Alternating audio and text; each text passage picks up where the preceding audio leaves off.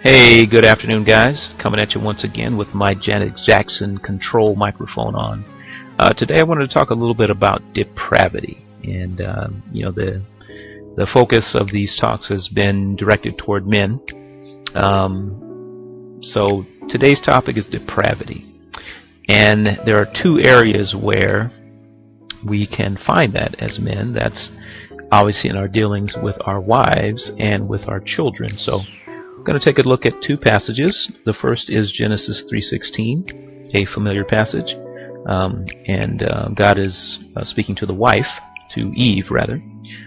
Your desire will be for your husband, and he will rule over you. And in the original, the rule means to dominate.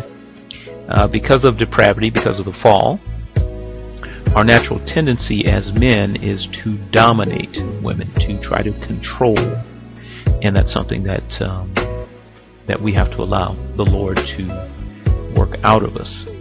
The second area is with children. Ephesians 6:4.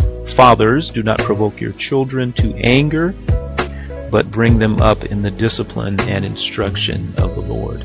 Again, provoking children. Again, why do we have to be told this? Because our natural tendency is to poke and prod. Obviously, a man's role, God-given role, is to lead. But we have to be guided by the Scriptures to do that with love, with patience, with kindness. So, again, in that Ephesians 5 passage, again tells us, husbands, love your wives as Christ loved the church. And then on to 6 about, again, not provoking children. Those are two things that we really have to guard against, and it is only through the Lord's intervention in our lives as men. We also have to learn how to acknowledge when we're wrong. And a lot of that can be avoided by just, leading in patience, leading in love.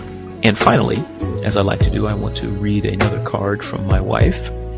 Ironically, yesterday would have been our 13-year anniversary of marriage.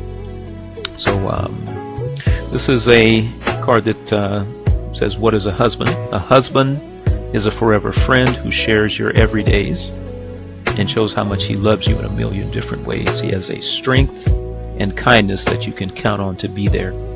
He has a thoughtful, gentle way that always says, I care. A husband's a forever friend, that special someone who you can tell your biggest dreams and love your whole life through. And she wrote 2 hearts, W for Willie plus M, Mignon, equals BFFs, best friends forever.